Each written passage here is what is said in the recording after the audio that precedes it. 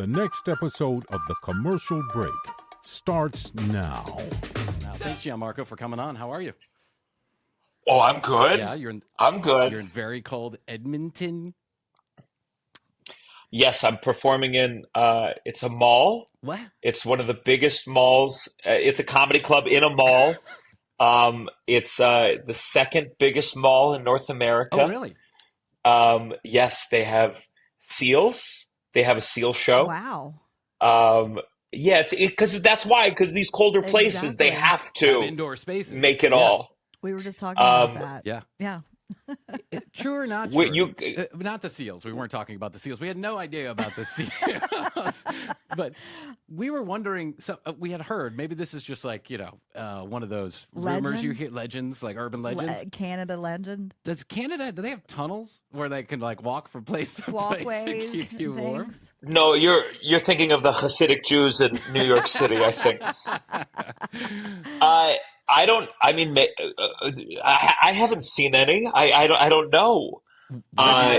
Certainly, maybe covered walkways. I don't know. Maybe just they have huge malls. That's where we. I think so. Like, there's definitely like tunnel-like things that I walk through to get to the comedy club. There you go. -1, bro. That's what -1, but feels like what? -1 feels like -10. I grew up in Chicago, and -1 that's even cold for a guy from Chicago. Sure. I mean, I don't know how you grew up in Chicago. I can't even imagine. I didn't have a choice in the matter. And so now I'm out here in Atlanta, and I'll never go back because I don't know how people live in that terribly windy and cold city. In the summer, it's lovely and hot, but in the winter, it's not. Gianmarco, I have more important things to talk to you about. And it's a pressing question. It's a pressing question. Inquiring minds want to know, Krissy and I. Do you like your dental hygienist? I'm glad you brought that up. I appreciate that. I used to be on the Actors Union insurance many years ago, and then I did not make enough money to qualify, so I had to downgrade all my doctors. Okay. I lost my whole team, and so the doctor I see now, they're in Chinatown. And no one at the office speaks English, which honestly, it's fine. Exactly. There's nothing wrong with that. It can be, I think when they lecture me about, what I should be doing, I don't follow. So I don't feel bad. I'm just saying floss more. Floss more. That's what they always say. Yeah. So it's going okay. I don't seem to have a lot of cavities, and I think that's just genetics. That's really good news because Krissy and I were just talking off air about this pressing problem we have with our hygienist, just to fill you in on why we would even ask the question. Please. As ridiculous as that. Is that Krissy they and I like to talk. Yeah, we have chatty hygienists, and when when you got somebody sticking things in your mouth, and I have Well, then you should see my guy. We have no conversations at all. That's perfect. I want the name and phone number because my hygienist. You're going to go to Chinatown. I'm going to go to Chinatown for cleaning. I wish we had a Chinatown. Yeah. My hygienist likes to show me pictures of her dog while she's cleaning my teeth and then wants me to react to the dog. And I'm like, honestly, I don't care. I mean, I could care, but I really don't. Now's not the time to talk about your dog. Let's get this over with. They're holding you captive. Yes, they are. Yeah, I think people need to understand when they have a captive audience and go if in this situation I should be. And think about it, she's showing her dog to everybody. Yeah. She doesn't get tired of showing this dog. Well, she doesn't get tired because no one can tell her that we really don't want to talk to her about her dog. Everybody seems enthusiastic, I guess. Yeah. I wonder if she's ever on a date and the date's not paying attention to her, so she just puts her hands in her mouth just to be like, let me talk a little. I don't know if I could even look at another human being the same way. If I was a gynecologist or a hygienist or a proctologist, I'd be like, no, I'm good with humans. They're all good. You have a really funny bit that I was watching about men going to therapy and how when you tell your friends, you're like, hey, man, you should go see a therapist. You should do some therapy. And your friends will respond with something like, no, running, jogging, it's my therapy. I go to therapy and I love it. But I feel like I get this response from a lot of my friends too. They'll be like, "No, running is my therapy. No, I do things on Saturday. When I'm going to cut the grass, it's a meditative state of mind. Or drugs and alcohol. That's my therapy." But I totally agree with you. Are you a longtime therapy guy? Yeah, I think I was skeptical for a little bit because both of my parents were deeply in therapy, and it didn't seem to do shit for them. Um, but I went through a bad breakup, more like someone I dated for 5 years, and then they got married to someone else, and so Yeah. I finally went to therapy, and it's tough because it's twofold. One, I think we need to reframe therapy as like it's just getting advice from someone outside who doesn't have an investment or Totally. their own Yeah. motivations. Totally. But I also think like there is kind of a more conservative angle of like don't go to therapy, and I think the reason is if you really pent up your problems, that gives you the kind of energy to do things like storm the Capitol and go to war. And I really do believe that like some of the propaganda against therapy is simply that no, we need you to be pent up so we can direct that frustration towards a very specific Yeah. cause. I like this And line of thinking yeah, right here because I've always said I don't I think we have a loneliness problem in this country. Like people are extraordinarily lonely, grasping at straws, hoping for meaning in their life, and a therapist could probably tell them, hey, there's no hope or meaning. You just gotta kind of trudge through from one to the next, but you'll be okay, bro. But I think I might agree with you for this. People aren't as angry and fearful if they're a little bit self-aware. So it's like then they don't go so crazy and it's the same thing with like masturbation. I think religions go, don't jerk off because then if you don't, you get so mad. You're like we all need to go to church on Sunday, and you need to give the money. And it's that's the real impetus I think for that kind of thinking. we have we've given bumper stickers out. We support men's prostate health and Yes, we do. we need to stay healthy with our masturbation. We have 21 EPM stickers, which means 21 ejaculations per month. It'll We're bring your just doing our chances. part. Yeah, we're doing our part. Bring your.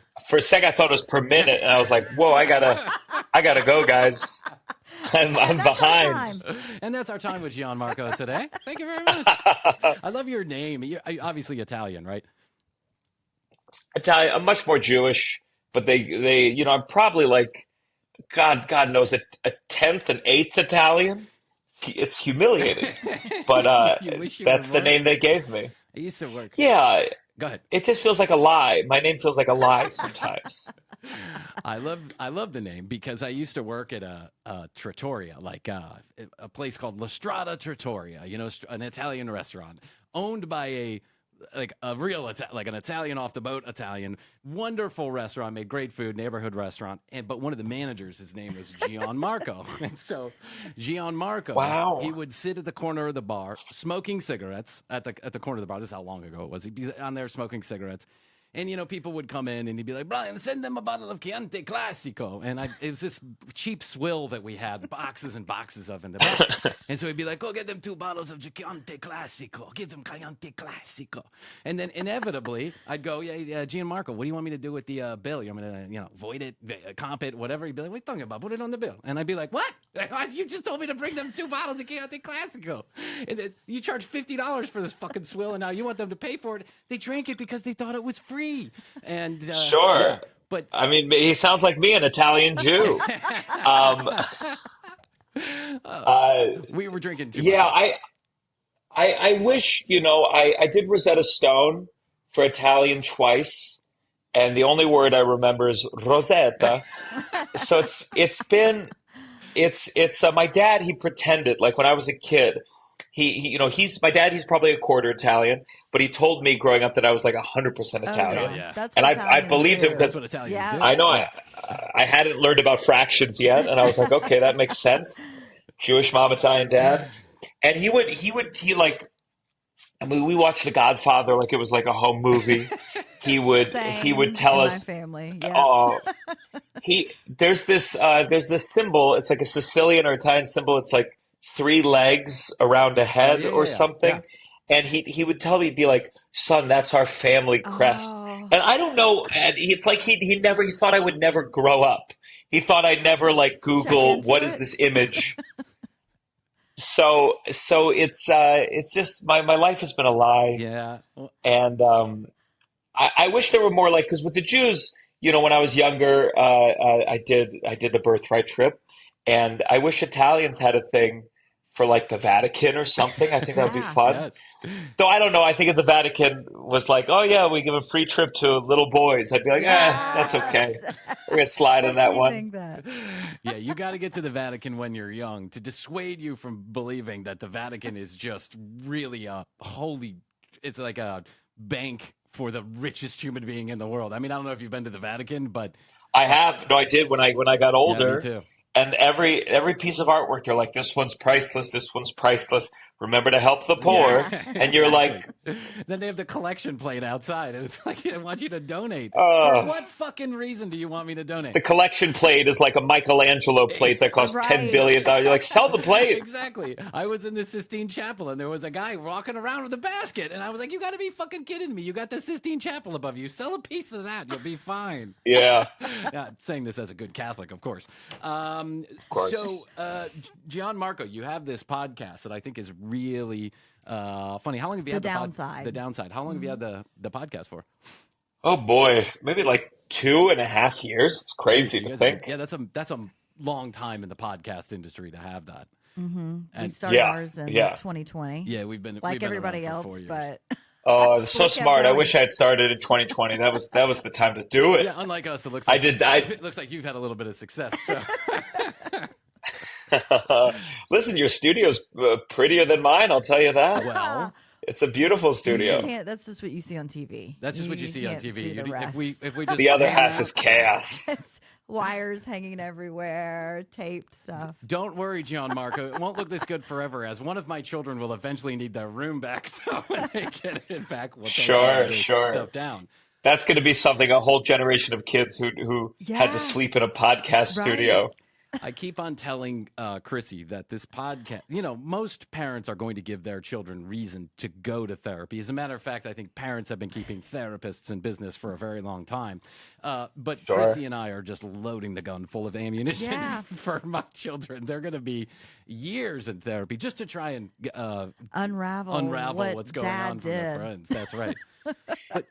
I mean, I pay for my own therapy now, but it was very funny in the beginning when my parents would pay for me to go tell a stranger what pieces of shit they were 24/7. Wow. So your parents were paying for your therapy when you first got into therapy?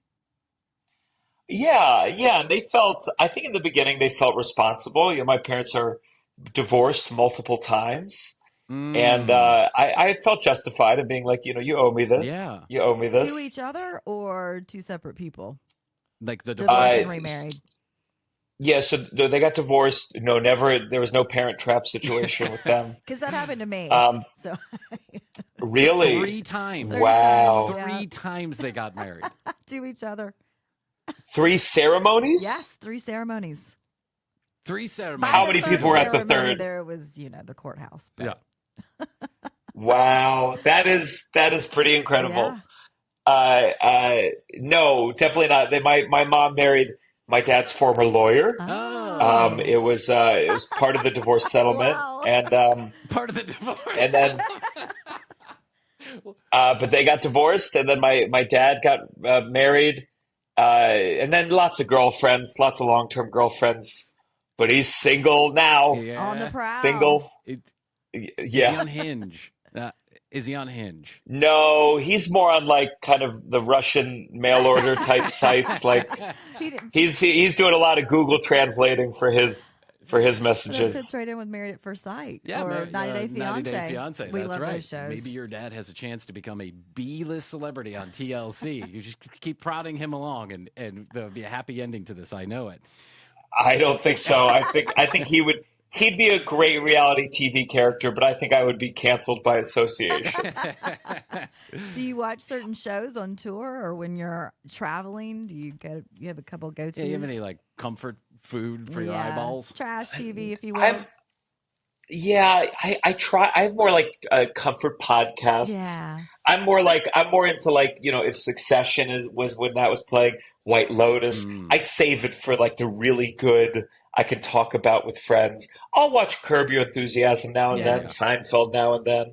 Those are my Those are comforts. good ones. Do you enjoy being like you're on a epic tour right now? I mean, just a scan of your website, and by the way, we were exhausted. you can get tickets on Gianmarco's website. We'll put a link in the show notes. But I feel exhausted just looking at your schedule. You're like 5 nights here, 4 nights there, 3 nights there. It seems all like over the exciting world. places, though. Yeah, at least they're nice places to visit.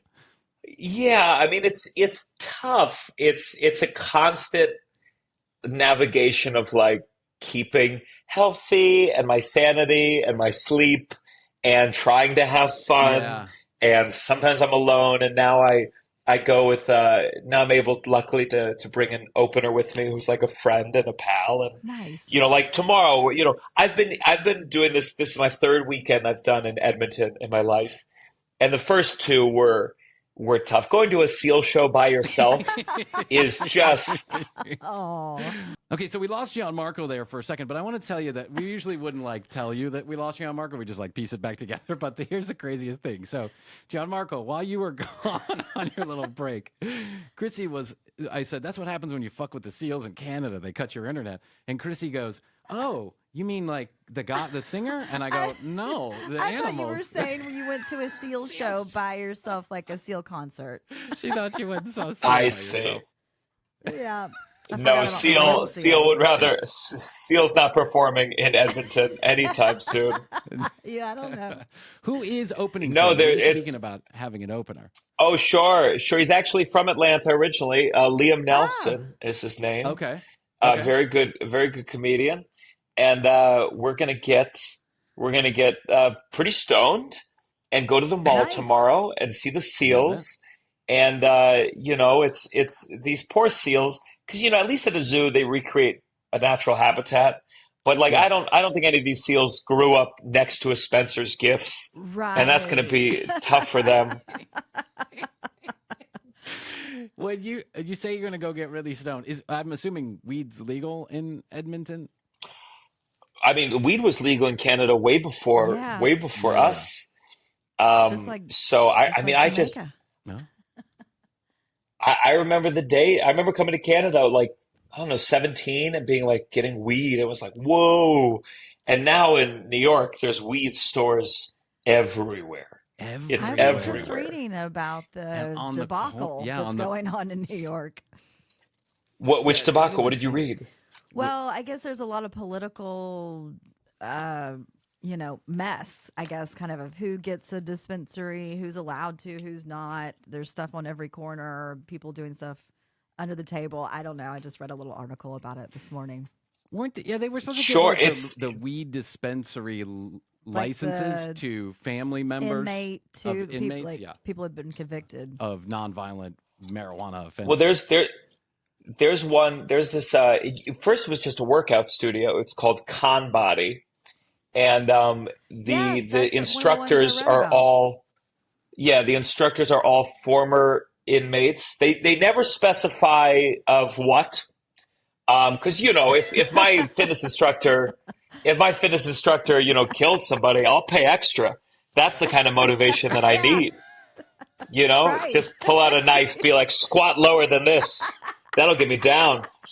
And it's a little bit it's a little bit hokey. It feels a little weird. Like they're like the doors, prison bars, and but then they just opened a weed element to this company. So now it's like it's Right. this whole like, hey, be a criminal.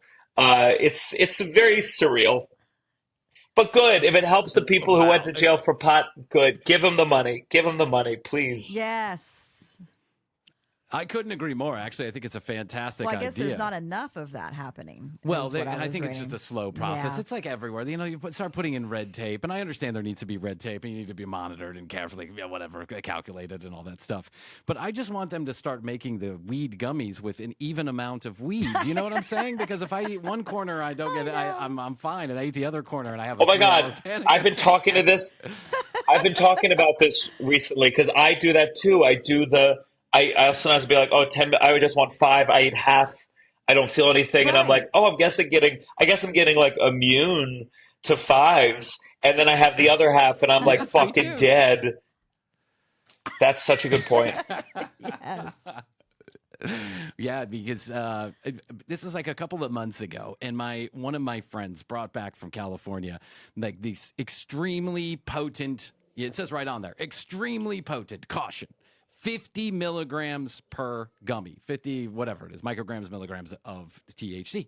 And I was like, and he goes, dude, you got to nibble, bro, nibble. A little bit here, a little bit there. Like, don't try and pack that power punch right into one bad boy. And I go, no, you don't have to convince me. Like, I'm full of anxiety. I know most weed is going to send me into a tailspin. So one night, just having fun, and I took a little nibble, nothing, not a thing. I didn't feel a damn thing. I was walking around the house just fine. So a couple of weeks later, then I nibble on the other side of it, and Gianmarco, I had a 6-hour-long panic attack in the middle of the night, questioning my existence, wondering if my children were okay, and they were right there, laying in the bed with me, and I'm like, are they okay? Should I go check on? Oh, there they are.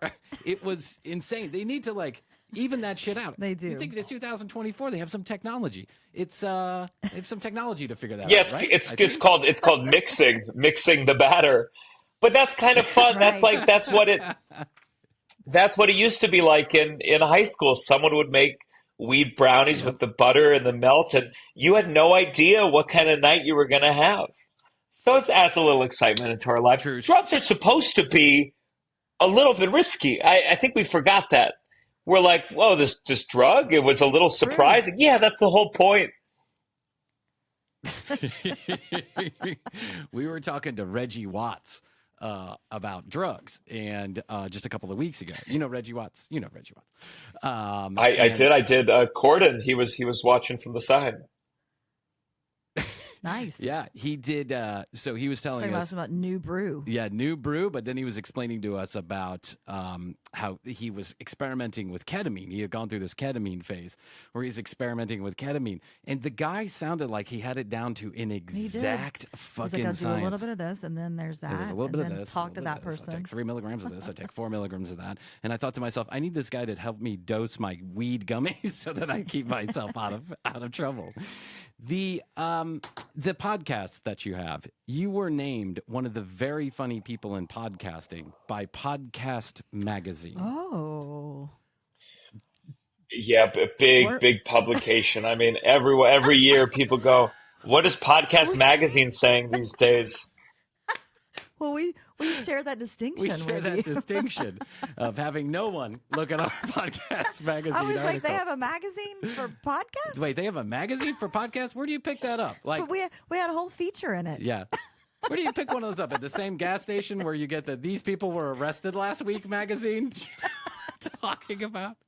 Yeah. Like in Florida, you go to the gas station, you can pay $1.50 to get mugshots of, like, it's a magazine full of mugshots of the locals that have been arrested. And I thought maybe that's where they give out Podcast Magazine, because I don't know where I can pick up my local copy. But I think it was a funny concept. And Krissy and I got invited to do like an expose, I guess is what you would call it. Just a couple of months after the podcast had started. We were excited. We were so excited. We thought, this is it. We've hit the big time. They're finally taking notice. Everyone's there. Until the guy who did the interview just kept asking Krissy to do a threesome with him and his wife. And I realized exactly why we had gotten an expose. He was like, my wife and I think you're so beautiful and blah, blah, blah, blah. I was like, I think this was the Podcast Magazine people. We met him in a clubhouse room, if you remember. That was a thing for 3 minutes. So we met him in a clubhouse I do. And then he started, and then Krissy and I did a couple of live podcasts on Clubhouse. There were like 16 people in there. I mean, no one was in these rooms, but he was. And so Krissy had her picture up on the thing. So then all of a sudden the guy starts, messaging me, hey, I want to do a feature for you guys in Podcast Magazine. And I was like, oh, this is so exciting. Yeah, Podcast Magazine, finally taking notice. Finally, after a month of doing the podcast. I mean, to be fair, this is like when someone at a mall is like, hey, you ever want to be a model, kid? You should come back to my place. Let's take some pictures. you should be skeptical. If anyone wants to feature your podcast in anything, you should go. They probably want to fuck. Yeah. There's no way this has anything to do with the podcast. True story. But, we were young and dumb and naive. Yeah. We were just as bad at podcasting as we are now. And we just thought, hey, listen, maybe this is our break. Maybe this is something. But then when we started thinking about it, we were like, wait, there's a magazine for fucking podcasting? Does anyone really pay attention to this podcast magazine? And what we found out was clearly nobody listens to no one reads or cares about what anybody has to say about podcast magazine. It was a ridiculous venture. Such a weird thing to try to pick up people, try to hook up with people in podcasting, a career notorious for people who have chosen to not be on camera. It's like, you know what? I'm not great at this. I'm going to go for the people with the face for radio. That's who I'm going to try to. Yeah, the guy got on a Zoom call. It was interesting. And it was interesting. I'm telling you You what. even got a butt dial, right, from the guy later with his wife in the hot tub? Yeah, they were in the hot tub. It was just a whole weird scene. I mean, I don't want to get into super. How do you get a butt dial in the hot tub? I'm not sure. That doesn't. I'm not sure it was a butt dial. Or him just. I sat on my phone. I'm in a hot tub. You want to join? That's insane. Sorry, my balls touched call. But while we're at it, let me FaceTime you. Let me dick time you. He was a character. He was interesting. Yeah. Oh, I later found out that none of them got paid for any of the work that they did. So I guess we got and they money. got what we paid for. He might have picked up some ass. Yeah, that's true. I don't know who would sleep with that guy, but to each their own. Well, let me tell you how I got in podcast magazine. Go. Yeah. The joke was I fucked it. That was the joke. yeah. I got the joke, but now I really want to know, how did you get in podcast magazine? I guess I think it was my PR person must have partaken in a threesome. I got to give them a raise. They are really fantastic. They're really taking one for the team. Yeah, they are. When you go out on the road and you do these long stretches like you're doing right now, I see that you're doing 4 and 5 dates at a particular club. When you do that, what is the worst part of it, besides being away from home and not your creature comforts? What is the worst part about being out on the road like you are right now? Because we like to keep it positive. I mean, sure. I mean, yes, yesterday was like a super shitty day of just flight delayed, and there's no one who really gives a shit, and I almost missed the show. And you're like, you just have to.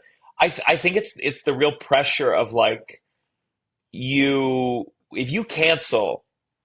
Some people, they traveled 2 hours to see you. They rented a hotel. They do all these things, and you really get the intensity of how many people's nights you're gonna fuck up if you're not good. I mean, when I think of Taylor Swift, when she cancels a gig, it affects 10,000 people. Yeah. I mean, it's and also the thing that recently someone had a seizure at one of my shows in the middle of the show, wow. and I believe they're okay. But then I had another show where someone had they passed out, and I thought I read a lot sometimes, not to compare myself to Taylor Swift, but you start reading this person they died on the way to a Taylor Swift concert. Yeah. Oh, this person, they died on the way home, and it's you think the more people you involve, the more lives that you're involved with. Yeah. True. And I just think there's probably Taylor Swift's getting to a point where someone's going to die at every one of her shows, statistically speaking. Yeah, she's got so many people that's coming. a lot. Yeah. Mm-hmm. Yeah. Yeah.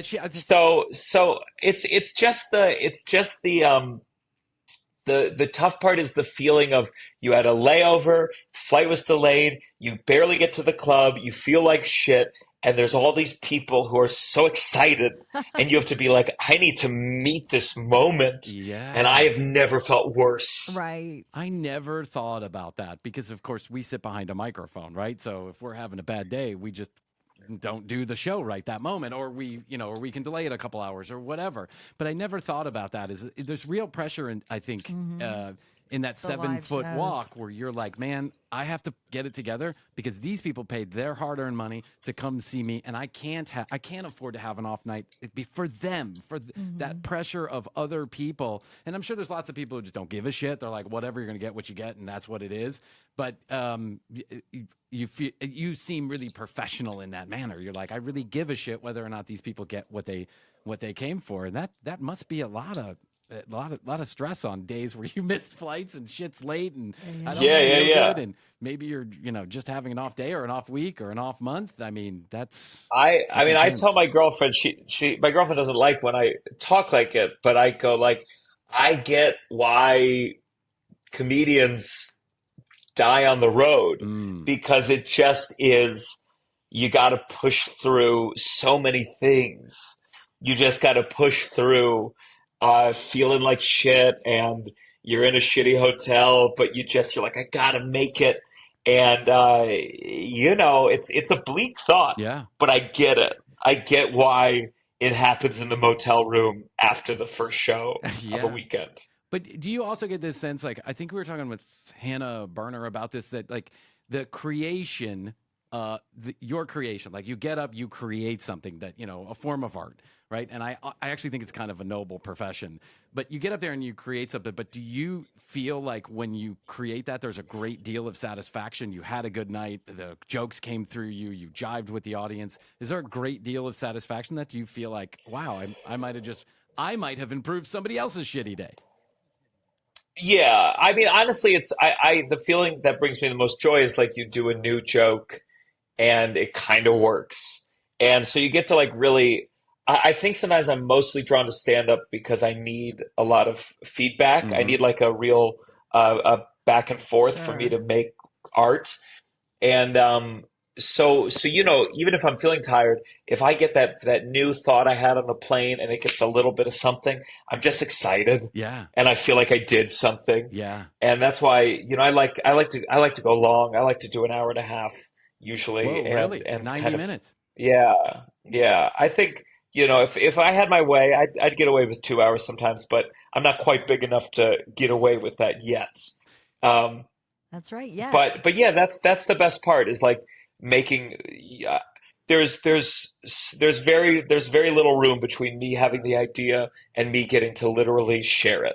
And I think that's what I really love about the art form in general. I think you're a very intelligent comic who uses his body on stage in a way that adds punctuation to your jokes. And I think you have to think quickly sometimes to keep up with what you're saying. I said as a very slow human being, you have to think quickly to keep up with it. But I like your brand of humor. I think you're really funny, and you should get the credit that you deserve. And hopefully you will make it to Taylor Swift opening act at one moment. Because if there's anything that I wish for you, Gianmarco, it's that Taylor sends you a bottle of Chianti Classico and then pushes you onto stage in her closet roll around, so that you two can feel like a celebrity.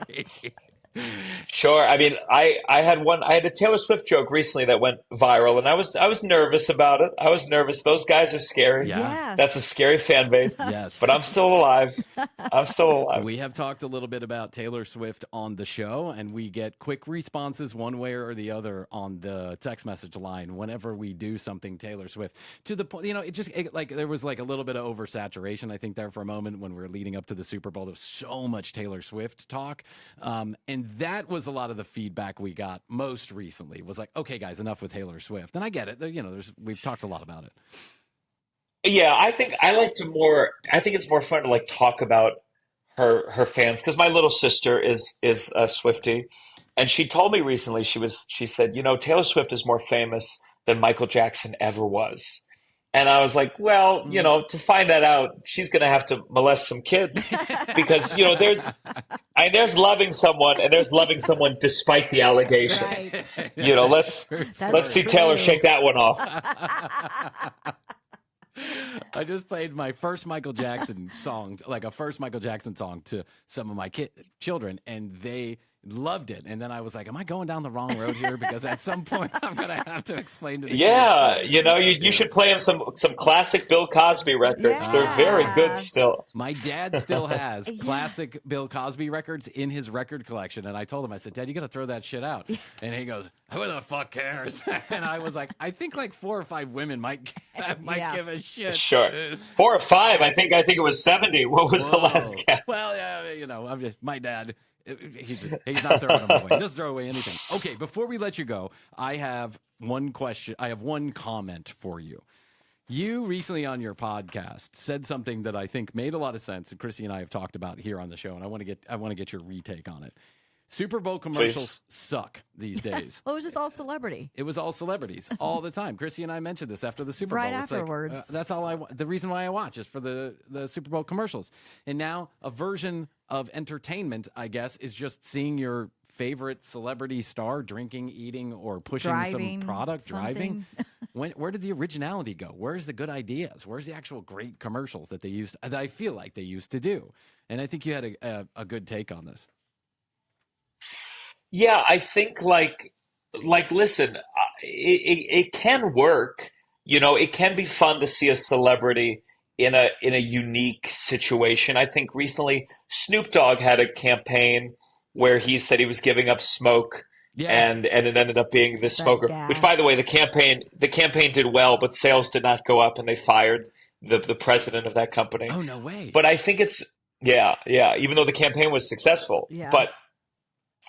I just think these ad agencies, they've gotten lazy. What happens is they get that star, and then if you're writing a script, traditionally with a sketch, you have beats of a sketch, kind of where's the jokes, where's the turns, and so many of these commercials, the turn was new celebrity, and then the second turn was a third celebrity, and when you have that as a tool, it just becomes so easy to keep using that. Yeah. And you don't even need to take that big of a risk because, they're going to like the commercial because Kanye West was in it. People are going to talk about it just because of that. And so I just think we really have reached a saturation point of so many commercials relied on this that I think people have actually been talking and will hopefully get a shift in the direction. And I also think there's a twofold. I think movie stars in general they're making less money than they used to. Still plenty, but so now a lot of them are more willing to do a commercial. I think we've gotten rid of the shame of doing commercials that we need to bring back. And I also think these rich people, they're also like the world's coming to an end, or certainly like there's about to be a degree of class warfare, and I want to have a bigger bunker. I want to have a bunker that's big enough for company. And so Jeff Goldblum is like, sure, put me in a third commercial, even though I'm about to be in Wicked. I mean, if you are in a trailer that is airing, then I don't want to see you in a commercial right next to it. How can I buy that you're the Wizard of Oz when you're also trying to give me to buy apartments? Like, get out of here. Yeah, buy Nutcoin. Get out of here. Enough. Exactly. It used to be that A-list celebrities or, movie stars, they would do a commercial over in China, or maybe they do one in India or whatever it was, over in Germany. They would do one of those because you probably wouldn't see it here in the United States. The internet was not as... Yeah, only my dentist would know about it, but other than that, nothing. But now they're all over the place, and I agree with you. I think it's oversaturation and unoriginal, and I understand the need to make money, get it while it's hot. I get that totally. But save something for the bedroom, as my mom used to say. Save something for the bedroom. Or just get a little more creative. Save something for the comedian that doesn't want to go to Edmonton a fourth time next year. Well, I feel for your current situation. I hope the SEALs treat you well tomorrow. I hope you get as stoned as possible. Krissy and I have been recommending Cypress Hill for very stoned days. So check out Cypress Hill, small little band back in the 90s and 2000s. You might have heard of them. And thank you so much for spending time with us, Gianmarco. Gianmarco is now on tour, giving away bottles of Chianti Classico at no tour stops he stops at. And then he's also very funny. You can Google Gianmarco, and we'll put links to all of his pertinent details in our show notes. Thank you, Gianmarco. I hope you have a great weekend in Edmonton. Thank you, guys. Thank you. Take care. You too.